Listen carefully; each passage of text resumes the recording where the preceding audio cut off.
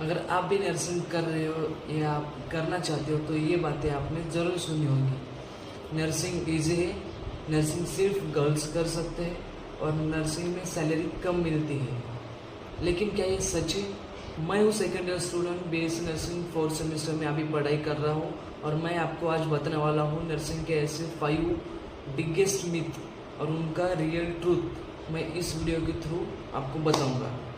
तो video last तक देखना, आपका माइंड सेट पूरा चेंज हो जाएगा। ठीक, चलो सबसे पहले बात करते हैं कि मिथ नंबर 1 के बारे में। तो चलो स्टार्ट करते हैं। मिथ नंबर 1, नर्सिंग इजी है। तो ऐसा बिल्कुल भी नहीं है। नर्सिंग बहुत हार्ड है, मतलब बहुत टफ है। इसमें आपको कई सारे सब्जेक्ट्स को फाइट करनी पड़ती है, जैसे कि anatomy, physiology, adult health nursing, microbiology. ऐसे कई सारे सब्जेक्ट हैं जो कि बहुत टफ है और उनके साथ साथ आपको रोज का रोज आपको क्लास भी करना पड़ेगा।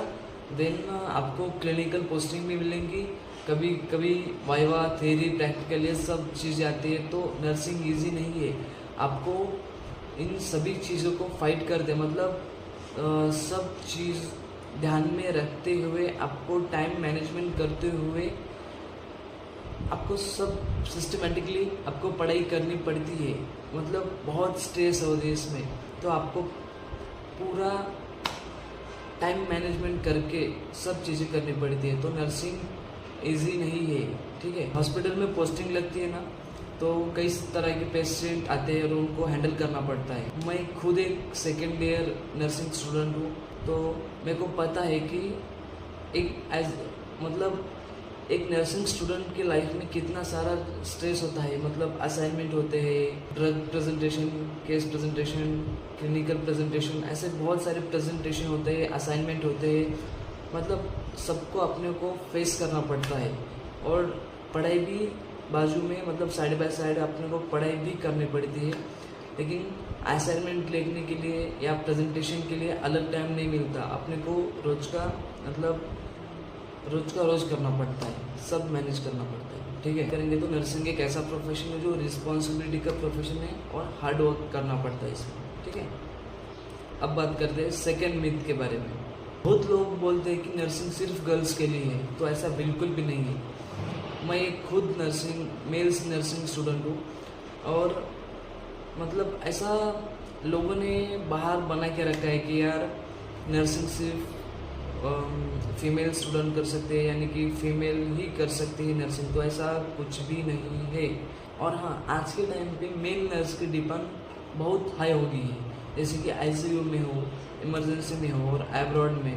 मतलब इनका स्कोप अलग ही है। मतलब सबका स्कोप है इसमें, लड़कियों का भी है और लड़कों का भी है। लेकिन लड़के सबसे हाई डिमांडिंग में है। अभी हर जगह पे मेल नर्स चाहिए। सो मैं भी एक मेल नर्सिंग स्टूडेंट हूँ और मैं एक प्राउडली कहता हूँ कि नर्सिंग सबके लिए है।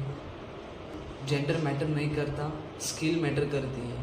तो अब बात करते हैं कि मिथ नंबर 3 के बारे में। कई सारे लोग बोलते हैं कि नर्सिंग करने के बाद सैलरी कम मिलते हैं। हाँ, मिलती है।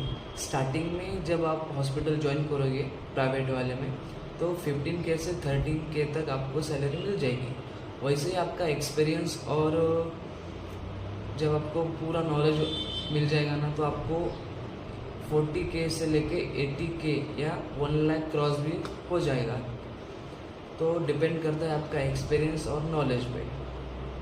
और एब्रॉड की बात करेंगे तो वहाँ पे 2 लाख से 5 लाख तक भी आपको सैलरी मिल जाएगी। सो पेशेंस ज़रूरी है। नर्सिंग में ग्रोथ स्लो बट स्ट्रॉन्ग होती है।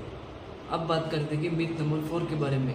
नर्सिंग सिर्फ डॉक्टर का असिस्टेंट होता है, मतलब डॉक्टर के आगे पीछे घूमता है। तो ऐसा कुछ भी नहीं है। मतलब बहुत सारे केसेस में होता है। मतलब अभी डॉक्टर ही अपने को ऑर्डर देंगे और उस ऑर्डर को ही अपने को फॉलो करके पेशेंट की ट्रीटमेंट करनी पड़ती है। ठीक है, लेकिन लोग क्या समझते हैं कि लोग सिर्फ ऐसा समझते हैं कि नर्स है ना, वो डॉक्टर की हेल्प करता है। तो ऐसा बिल्कुल भी नहीं है।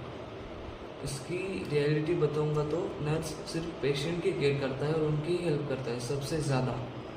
डॉक्टर से भी ज़्यादा एक नर्स रहता है जो कि पेशेंट के बहुत क्लोज होता है, पेशेंट की फुल्ली केयर करता है, जैसे मॉनिटरिंग हो, हाइजीन हो, emotional support, emergency handling, time पे मेडिकेशन देने का, ये सब पेशेंट के लिए सिर्फ नर्सिंग करता है। सबसे बड़ा मिथ नंबर 5 कि नर्सिंग करने के बाद लाइफ बहुत इजी हो जाती है, तो ऐसा बिल्कुल भी नहीं है। नर्सिंग करने के बाद अपने को नाइट ड्यूटी करनी पड़ती है, उसमें लॉन्ग आवर तक ड्यूटी करनी पड़ती है, सब चीज़ों से फाइट करके अपने को स्टेबल रहना पड़ता है, ठीक है। पेशेंट का प्रेशर भी होता है, कभी कभी रेस्ट भी नहीं मिलता नर्स को, हाँ, लेकिन इसी प्रोसेस में एक नर्स स्ट्रांग बनता है। सो इसका ट्रूथ है कि नर्सिंग टफ है लेकिन वर्थ इट है।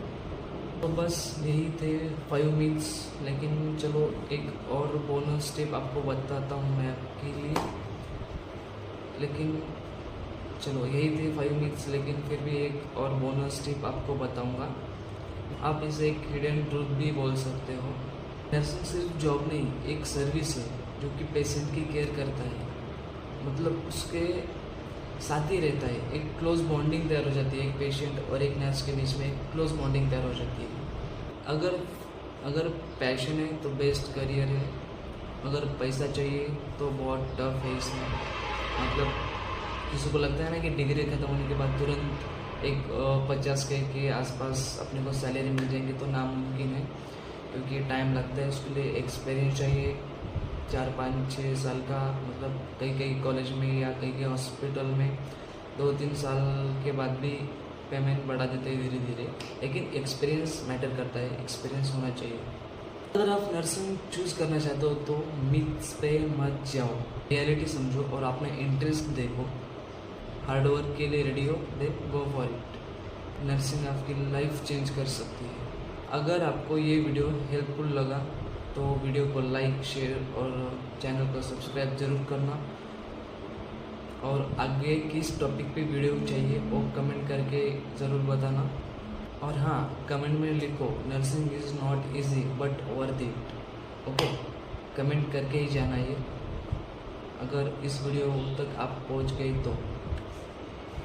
और चैनल को सब्सक्राइब करो ऐसे ही रियल कंटेंट के लिए। ओके, तो मिलते हैं नेक्स्ट वीडियो में। तो इस वीडियो में इतना ही, ठीक है, मिलते हैं अगली वीडियो में, बाय।